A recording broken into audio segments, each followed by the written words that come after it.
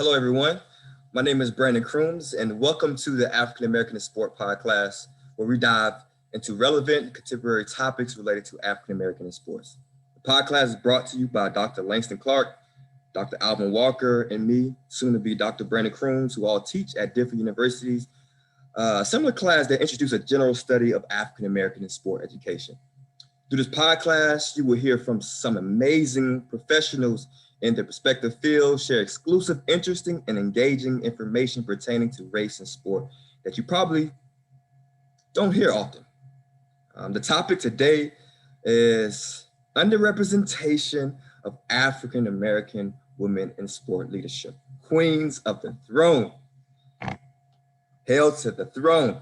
Let's get it. Okay, the guest speaker today is someone that has a lot of experience working and coaching in the sport and health industry. Her professional experience is very, very extensive. To name a few, she was a strength and conditioning coach, director of school, health, and youth programs for It's Time, Texas, director of school, health, and youth programs for the Boys and Girls Club, Atlanta, associate director of the Sports Science Institute of the NCAA, and the list goes on and on. She currently is a doctoral candidate at the University of Texas, Austin in the physical education, teacher education program. Yay, go Pete. Her dissertation research examines the NCAA Emerging Sport for Women program and its impact on providing athletics opportunities for Black women and women of color.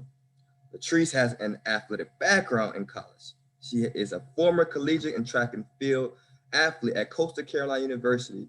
And I believe she also played volleyball too, but I'm sure she will clarify that. And currently serve as the executive director of Jackie Joyner-Kersee Winning in Life program with the Jackie Joyner-Kersee Foundation in East St. Louis. This lady is my colleague, and she is the future Dr. Latrice Mitchell. Latrice, how are you doing? Glad to have you. I'm doing all right. Thanks for that great warm welcome. Hey, you know I had to set it up for you. Yeah, I got to give you that assist, that alley hoop. Now it's time to dunk it. Yeah. Let's get it. I really appreciate it. I mean, it's been good. Like, it's nice out here in East St. Louis. I'm actually, doing this pod class from my office at the Jackie Joyner-Kersee Foundation. So, so excited to be here. Oh man, we're glad to have you. Well, let's go ahead and get started. The first question I wanted to ask you is, Michael Jordan, the GOAT. We all know he's the GOAT. May be debatable for some, but he's the GOAT, right? Who would you consider the current GOAT for African American women right now? Well, I am here at the Jackie Joyner-Kersee Foundation. Right. And even if I wasn't here, the answer would still be the same. And it would be Jackie Joyner-Kersee. I mean, she is the current world record holder in the heptathlon at 7,291 points. No one has even come close to that. I think the highest right now is around 6,200, 6,300. Wow. Actually, the girl from the University of Texas last summer at the NCAA championship, who she was projected until about the last two events to kind of break 7,000 or get close to approach 7,000, but that didn't quite happen. So she's the only one who was even like in the vicinity of even being able to come close to like thinking about this record. So for sure, she is the greatest female athlete of all time. Like you really can't really dispute that. Yeah. But like, I do want to kind of like challenge your question, because I study Black women in sport and physical activity and physical education. It's rooted in feminism and Black feminist thought. And I couldn't do the work that I do and call myself a Black feminist intellectual if I don't challenge your question in just being this idea of there's the Black female version of MJ, when it's just like the way Black feminist thought and feminism is set up, it's you challenging these notions of power. And in a lot of ways, Black women are subordinate to women, other women because of, white women, and then they're subordinate to men for Black men. So like we have all of these conversations about African Americans in sport. A lot of times it's focused on Black men. And so Black women end up being either an afterthought or just one day, smaller conversation.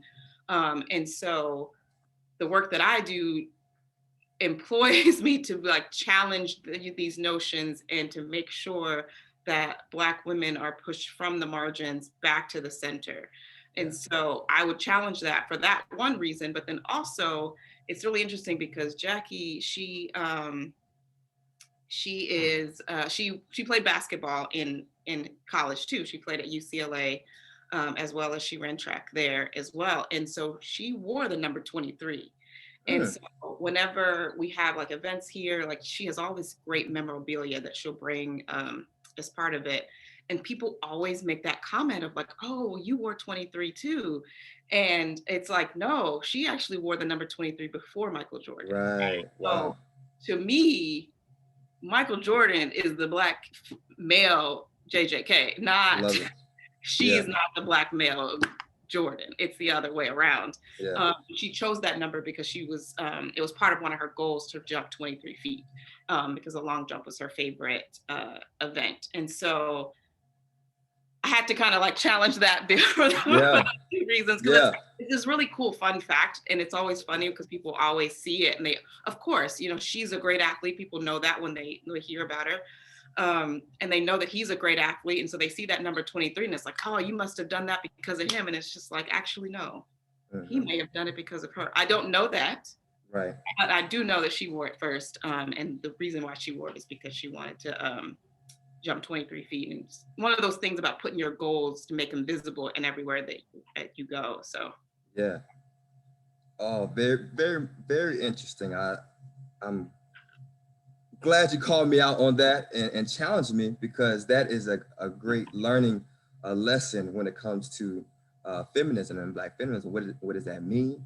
And in different contexts, and particularly with sports. And oftentimes people make this comparison and dealing with the issues of the representation of Black women in sports and all this comes to play. So all this is adding up. And what you just said is so much to unpack. But to jump into the next thing I want to ask, since you brought it up, you're around greatness every day. You said that you're in the office, so you're not working remotely right now. You're actually going to work every day. So you're around greatness every day. She was an elite athlete. She was, she is great. And you were an elite athlete. You play at the intercollegiate level. And so, like, what is it like to work with her every day? And what is it like to maybe what did you learn from her or currently learning of like what it means to be great and not just in sports, but also in sport leadership? I'm learning a lot. I mean, it's sometimes, I grew up watching her. I remember, the 96 Olympics in Atlanta. I lived in South Carolina. I lived in Charleston. That's where I grew up. And I'm just like, that's only like a 4 to 5 hour drive. And I'm just like, we have to go. Like, why aren't we going? And so, yeah, it was like, in awe at first. I mean, not even at first, like every day, like it's still every day that she's, in the office. And I've worked here for a little over a year now. And what I've learned is that you can be great in everything that you do if you are determined, if you are committed to it. So if you're committed to it, then also you put the hard work behind it. It's not okay to be good enough. Like, and you know what good enough is, and you know what great is. And sometimes we settle for good, and good is the enemy of great. And so, watching her and being around her, like I always strive for greatness. Like, we've been putting some stuff together, and this is one thing that we're trying to redo this cover, and it's not looking exactly like we want it. It's like we get gone through like 3 or 4 iterations. Every time we have to take it back to the designer that the charge, they charge us Right. and to do the work. And it was like, you know what, this is good, but it's not great. And you know Mm. what, we're gonna get it right. You're gonna make sure. And so for that particular project, it was just like, well, you know what, let's just rethink the whole thing. We're trying to make something happen that's not. Let's start over. What does greatness really look like for this thing? And what we were able to produce after we took that reset is so much better than we were trying to do. Yeah. So that's kind of what I've learned from her is just, you know, she's up early, you know, she'll be here up late, you know, she's so it's like always a constant reminder of like, to always be doing your best. You can always do better.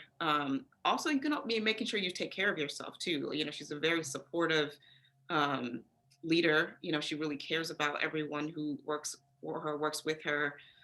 You know, we're all a big team family environment here. So, you know, I learned that too. It's not about like you still have to do the same things that you did, you know, as an elite athlete. You still got to do your Mm-hmm. recovery. You still got to go to go to the Right. training room. You still have to, you know, stretch and get enough sleep and eat your fruits and vegetables and like drink your water and like take care of yourself so that you can do the things that like that the Lord has called you to do. And so in a lot of ways, the Lord has called me to do this kind of work. It's Yeah. definitely called her to do this work, to come back to East St. Louis, to open this center and be here and serve the community that she grew up in. But in order to do all that, you know, you got to take care of yourself, and then, you know, choose greatness. Yeah. That's a great environment to work in. That's that mindset. I mean, the mindset of being great, of being an elite athlete, Olympian, Olympic medalist at that. There's certain habits and patterns and things that you do, and it seems that you and her are continuing that same um, pro, um, habits and things that you need to do in order to be great. So I think that's great. Speaking of habits and work ethic, let's talk about your dissertation. Uh, I mean, me and you along the same path, working on a dissertation, and the reason why, besides your very impressive resume, your dissertation is really related to the topic that we're discussing. So could you talk about your dissertation? Yeah, so I'm looking at doing a study of the NCAA Emerging Sports for Women program and seeing how it provides opportunities for Black women and women of color to participate in collegiate athletics. And so this program is the larger issue is I'm challenging gender equity in sport programs because in a lot of ways, your programs like Title IX and like the programs that come from under Title IX are really about getting more girls and women opportunities to play sports, which is awesome. But um, everything that they do of success of those programs are measured by one number, and it's just a number of women. Mm, So more and more women are playing sports every year, which is great. So it's doing its job. But mm, then when you really look at who those women are and who's actually getting those opportunities, it's affluent white women. mm, So is this really successful if it's only white or more so white women have the opportunity to play these sports? So is that really a success? And we call that as a single axis measure of success. And so if it's only measured by that one thing, then you can always just continue doing what you're doing and you don't have to change anything. And you can just say this program is successful. But as you know, and because you're using critical race theory in a sense in some of your work, when you use that theory, which really calls out and foregrounds race, racism, and power, and you really apply that lens to it, it's like, well, then, all right, well, what does success really mean if, you know, Black women aren't have an opportunity to play these sports, if Latina women don't have an opportunity to play these sports? Um, and I really, you know, my focus really is on Black women. But when I was doing some of the work, some of the research as part of my coursework, I was starting to notice that like Latina women were underrepresented in everything, every sport. wow. at the high school level, and at the college level. And it was just like, well, someone's got to take up this work. I don't think anyone's Yeah. really doing it. And I'm not fully taking it up, but I am going to call it out. Like, I want to make sure to include it so that I can put it into my discussion, and that be part of, like, hey, someone needs to take up some of this work, because Latina women are not represented in any sport, and we really need to talk about that, because America can be very black and white.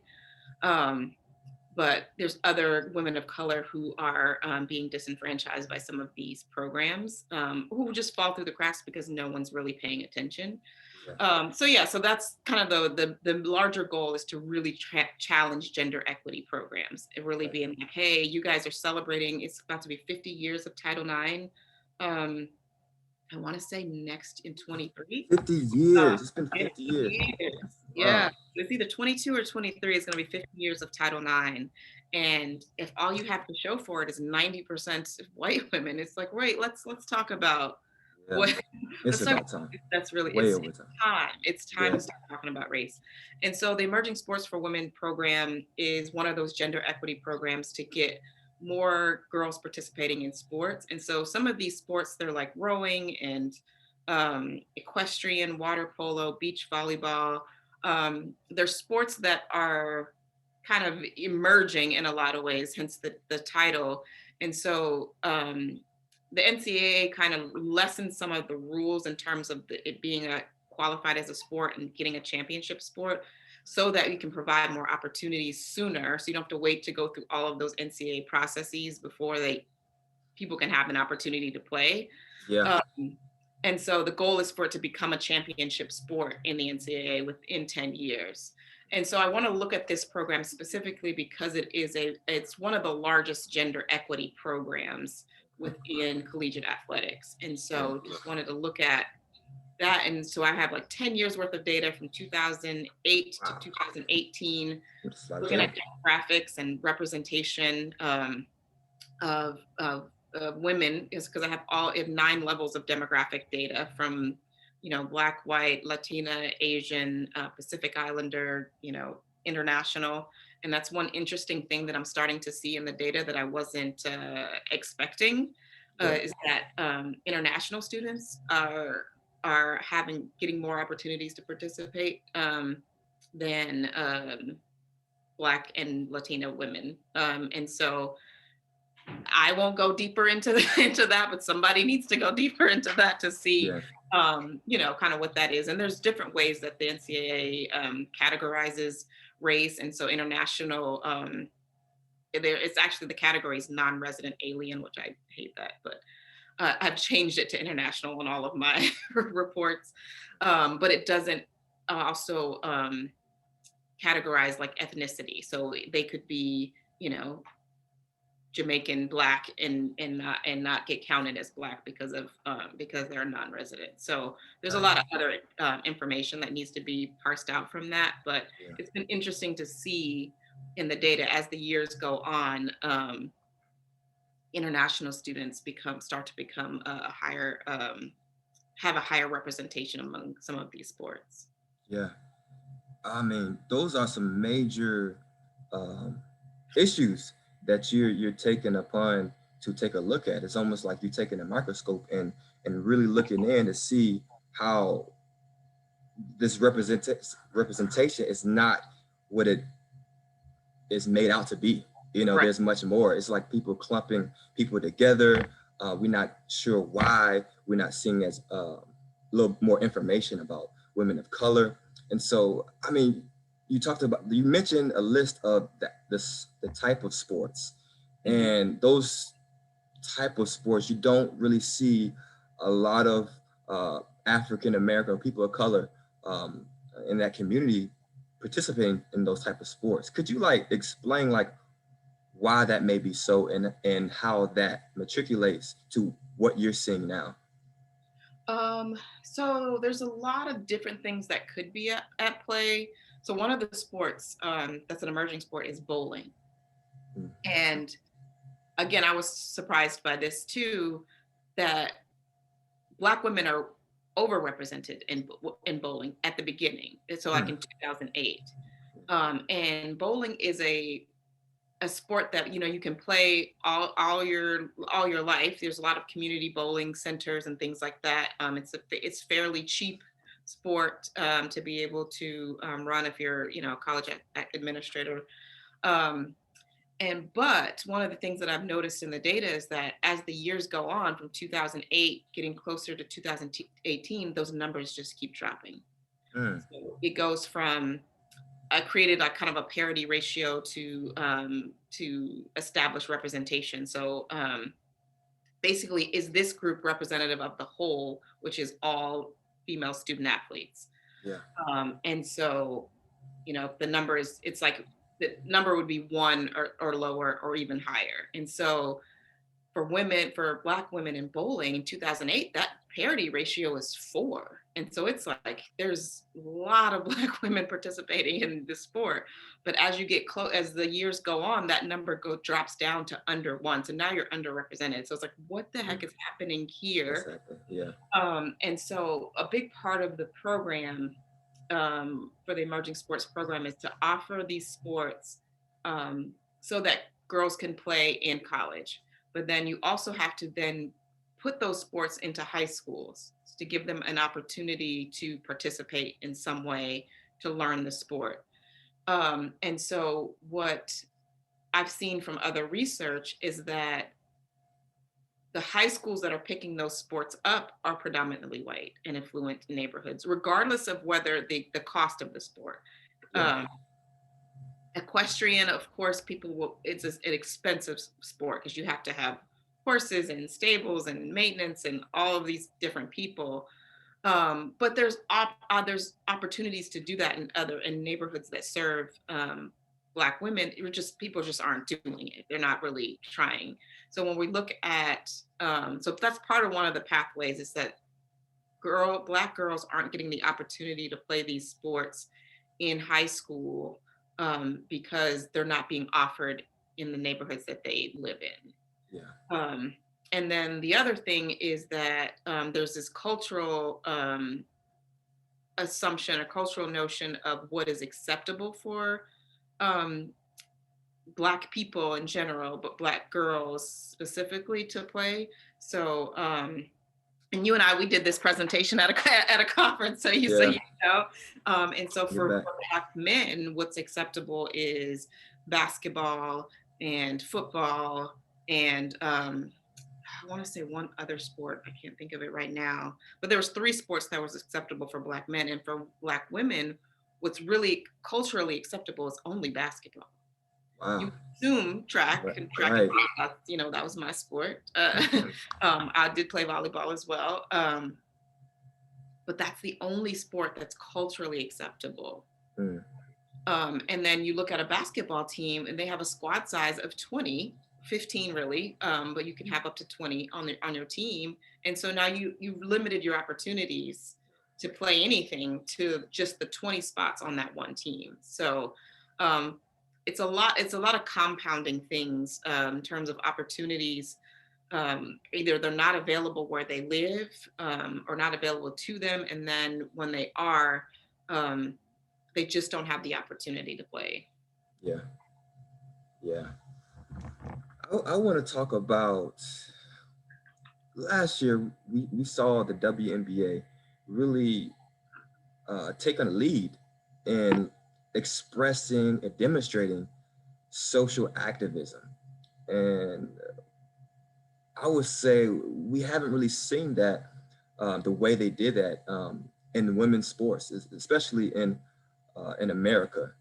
So with the social activism demonstrated by athletes and Black athletes in the WNBA, how does that translate into positions of power in sport? And have you ever witnessed that? Well, it's tough. I've witnessed it, and the hard part is like, especially with those WNBA players, they asserted their power and they gave up their power in order to gain more power. Yeah. Because when some of these things were happening at first. The WNBA fined them for wearing like they wore their shirts inside out because they couldn't wear, that was their way of like, all right, we got to get around the rule that we can't wear something else. So let's turn my shirt inside out. Well, they got fined. The fine was something like $500, it doesn't seem like a lot of money, but they only make like $50,000-$60,000 a year. So you're fining somebody a paycheck, which is huge. And so the NBA they had fines, but it wasn't the same. And so it's just like they're giving up a lot they're putting everything on the line in order to advocate for others. Yeah. In that sense, in a lot of ways, it was advocating for Black men. And they put, and it wasn't until that there was a lot of social backlash that the WNBA rescinded those fines. Because at first they were just going to leave them. And I believe the NBA never had any fines. I think the league offices were just a lot more progressive in that way and supporting the players to be able to do, to be, activists. And so in a lot of ways, Black women end up losing everything. Just look what happened with Jemele Hill.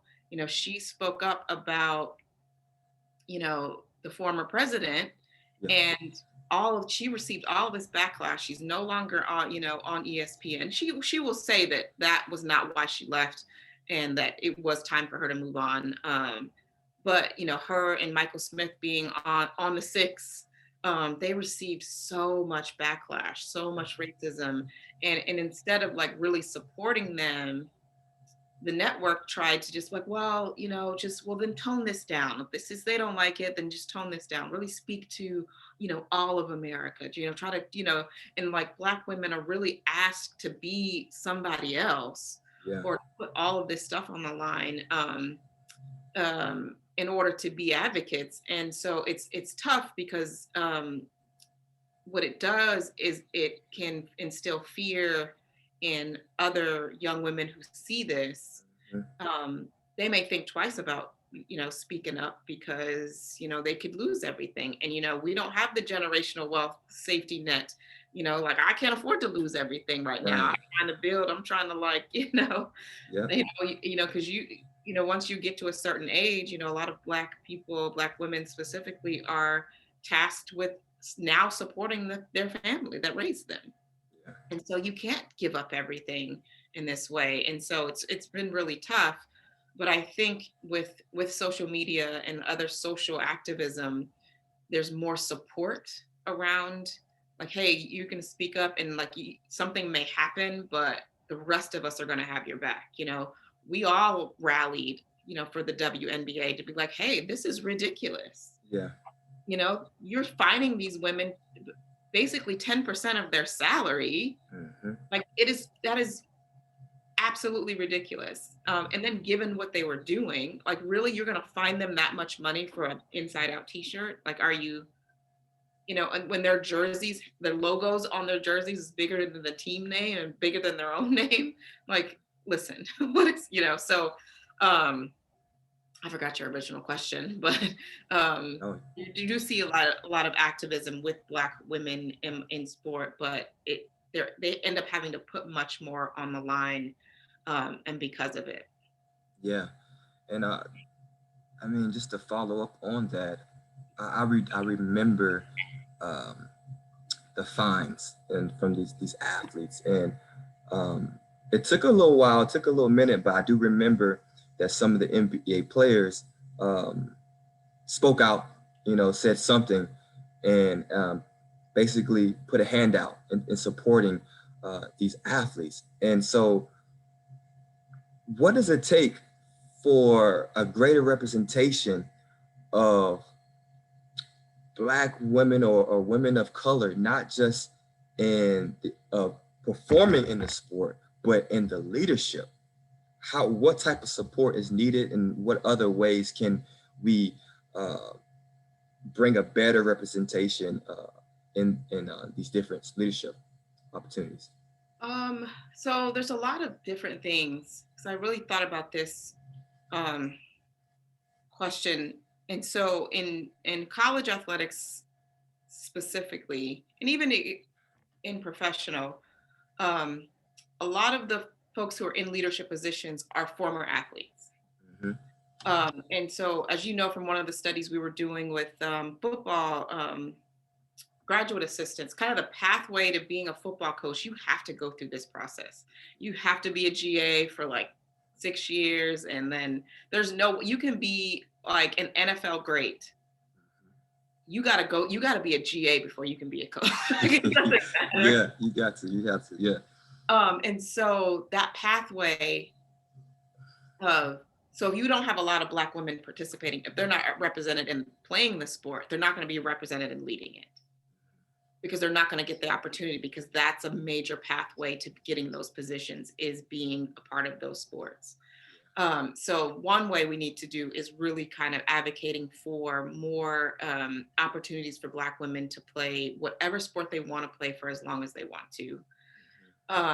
There needs to be more opportunities for Black women who are interested in sports careers, and whatever those careers are, from broadcasting to athletics administrators to strength and conditioning to whatever it is that those careers, and really being more open to really understanding that Black women want to be a part of these things. There's this article that I always quote by Cheryl Cookie, and it's called they're just not that interested. And it really breaks down that notion of like, girls are interested. This one is specifically about girls, but girls are interested in playing sports and playing a variety of activities. It's just that people assume that they're not, or they don't treat them or they're with respect. And so the girls aren't interested in that. So then now they're like, oh, well, you're just not interested. It really kind of breaks down how girls' sports are often like subordinate to boys. And so girls will get like the crappy practice time, and maybe like, in the evening where, it's not safe for me to be able to leave this gym at 8 o'clock. Right. Or to leave the track at 8 or whatever to go home. So I'm not going to play that sport because I can't come to practice. It's not safe for me to do that. Or I have other responsibilities. Or, the coaches or the people who are organizing it are unorganized when it comes to women's sports. And so like some people, they show up sometimes, they don't show up sometimes. And, so the girls don't want to participate in that because I don't even know if you're going to show up. You're not even giving me this ethics of care. So no, I'm not interested in that BS. I'm interested in the sport. I'm not interested in being treated like this. Yeah. And so they just assume, so people ever needs to examine their own practices and how they kind of reify these structures that subordinate women, and even more so subordinate Black women.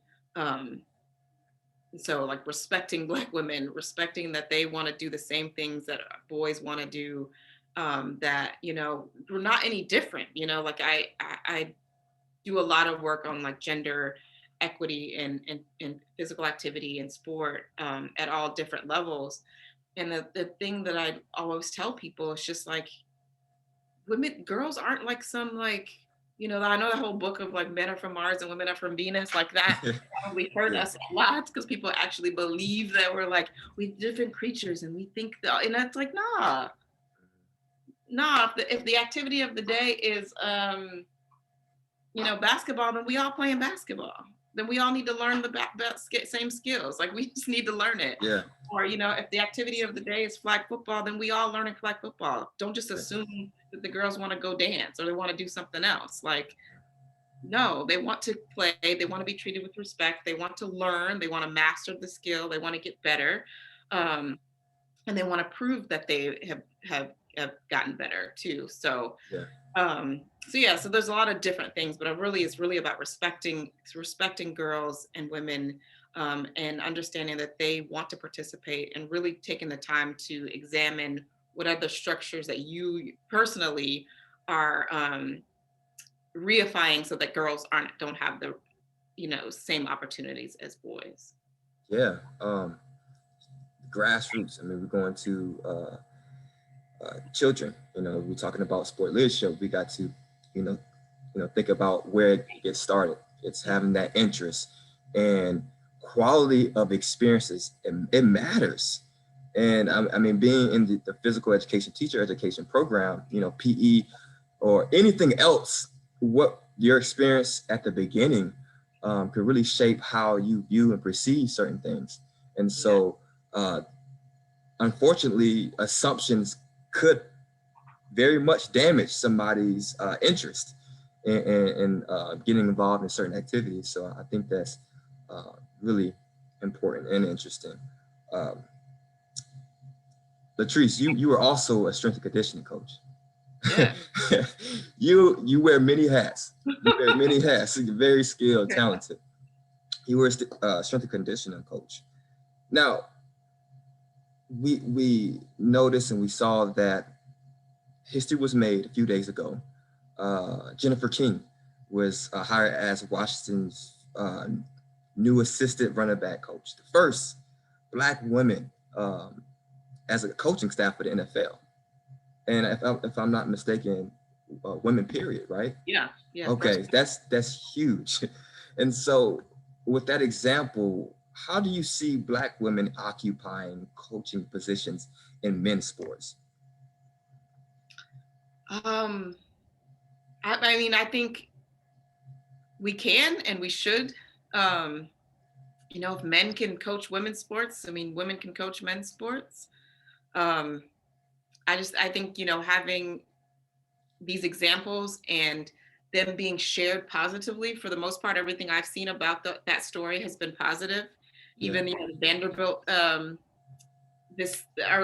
this year had a woman kicker, first after on Division I game. And for the most part, all of those stories were positive. And I think the more there is positive representation and more that we see that, like, hey, we can do this, because there's a lot of women and girls who want to do this work, but it's just like, nah, that's not something I can do. Even with the inauguration, seeing, Vice President Kamala Harris, first woman, first Black woman, first Asian woman to be a vice president. And I think the more that we share those stories, the more of these women that kind of blaze those trails, a lot more women will be able to come behind them. And, but also we need the men to like stop the gatekeeping, to kind of open those doors, because in a lot of ways, when Black women blaze a trail, the trees grow back behind them, and someone else has to blaze that trail all over again. So the work it may be slightly easier, but it's still really hard, because Serena Williams has been a tennis player for 20 years, and we just now got Naomi Osaka. Right. Yeah. So that those for Black women, in a lot of ways, like, this work, they'll do the work and then it just doesn't stay. And so, we can't do it alone. So we need more allies, especially men and Black men as well, to kind of help make sure that, that door doesn't close and that she's not the only one. Yeah. I was listening to an interview with Dr. Wiggins, David Wiggins.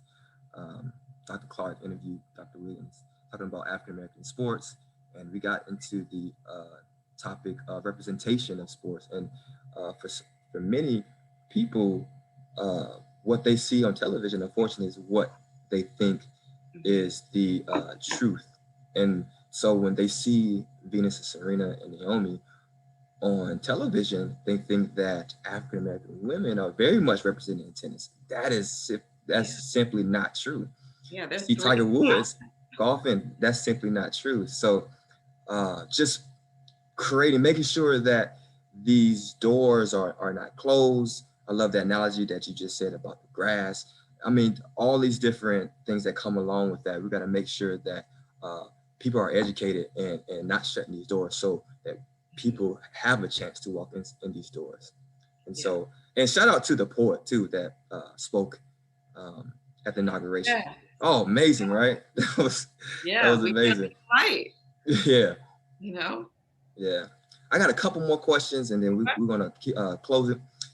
The next question, I basically want to make sure you have uh, some time to explain, like, what are you doing in your current position now, and what have your experiences been? Any adversities, maybe being in different settings, and yeah, just kind of tell us about that.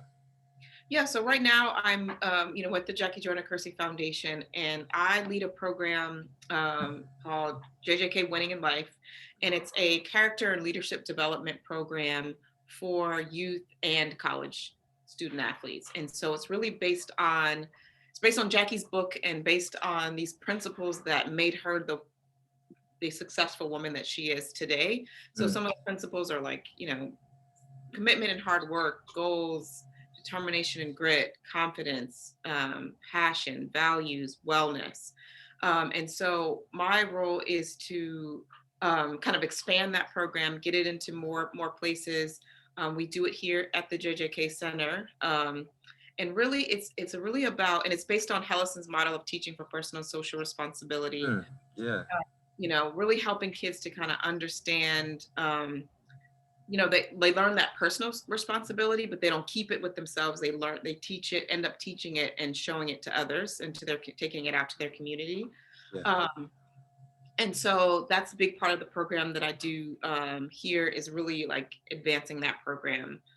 Teaching, a lot of my work, a lot of what we've learned and like in Pete, has been, I use that here. Like I'm one of the people, I use every bit of my degree. That's encouraging. Yeah, in my work. Because a lot of it is teacher education, because I train facilitators to lead the program. So a lot of it is teacher education. It's physical education, teacher education, teaching them about how to, gender equity, how to work with girls and women, and understanding like mastery-based climates versus different types of motivational climates that they might be in, because depending on where you are and the kids and what it is that they need, making sure that it's culturally relevant, that it's really about what the needs of the youth that you serve. And so here in East St. Louis, it's 96% African American here in this city. And it's a very under-resourced area. It's a food desert. It's a banking desert, which I didn't know was a thing. Many people don't have cars and have to rely on public transportation, but there's not a lot of public transportation that they can take through here. So they have to rely on the bus systems, and so there's a lot of different things here in this community. And so, if you look up, most dangerous cities, like East St. Louis will come up as like one of the, most dangerous cities in the, I mean, it's not, but those kinds of things. And those kids hear all of these things and they internalize it and they think that that's who they are. And so a lot of the work we do here is to show them that you can achieve greatness, that you can do whatever you want, and you don't have to accept these labels that people put onto you. You can still be great, and then you also, because Jackie, being an Olympic champion and then coming back, we want to instill in them serving their community. Yeah. Coming back home to help out here. But really understand, but also taking pride in where they're from, because in a lot of ways, these different labels will make them think that, I shouldn't be from here. Like maybe when I leave, I'll say I'm from St. Louis, not from East St. Louis, which is in Illinois. But, Jackie was very much like, hey, I'm from East St. Louis, very proud. And she wants to instill that in them too. Like, be proud of where you're from. You don't have to listen to what these folks are saying. Like, this is a city of champions, and that's because of her. It's called the City of Champions. But her brother was also an Olympic champion, and Florence Griffith Joyner as well, and Dawn Harper, who's a 100-meter hurdler. She's preparing for the Olympics. She won gold last Olympics. She's from East St. Louis. So yeah, there's some great great athletes here. But yeah, part of that work is really just supporting these kids and helping them understand that they can achieve greatness, and then giving them the tools to do so. through this program. That's awesome. Not only you do the research, but you're applying the research. And I think that's what make what you're doing so great, is because you're not only just learning about this material, you're not only calling out, introducing and shedding light, but you're actually down in the trenches, getting dirty, talking with the kids and spending time with them, and empowering them. And that's what we need. So kudos to you. Always support, what you're doing. And I'm just going to leave with this last question. Okay. Future doctor, you climbing the ladder, you've had experience in so many different things. What's next? And any advice that would you have for African-American women, or just women, period, that's aspired to pursue a career in athletics? No, what's next? I do want to teach. I don't know if that's going to be like in an adjunct capacity or, going full professor. I'm not sure, but I think that's something that I definitely want to do. I feel like that I'm called to do. I don't know where or when or how that's going to work out. I leave that up to God to be like, you know what, it's a surprise. You let me know when you need me to move, and I'll go. For now, I'm just gonna keep doing what I'm doing. Exactly. And so, but yeah, I mean, advice for other, Black women is just like, keep doing the work. Know that you are in the right place, that you're where you're supposed to be. One thing that Toni Morrison said was that the function of racism is a distraction. And so in a lot of ways, sexism is the same thing. So don't waste your time trying to prove something to somebody who doesn't care anyway. And just keep doing it, because it's just a distraction. You can spend your whole career proving to somebody that you are something that they said, not the thing that they said you are. And now look, you've done nothing. And they don't even, they're not even thinking about it. They're sleeping just fine at night while you're up tossing. I hope y'all listen. She's dropping bars right now. So it's just like, it's a distraction. Yeah. See it as that. Take a moment to like take it in, reject it, whatever, and move on and keep doing your work. Like, know that and trust that you are where you're supposed to be. And just keep doing what you're doing and achieving greatness in everything that you do. There you have it, everyone. You heard it from the great future doctor, Latrice Mitchell. Thank you for your time. I appreciate this. Thank you. And thank you, listeners and students, for listening to the African American in Sport class. Until next time.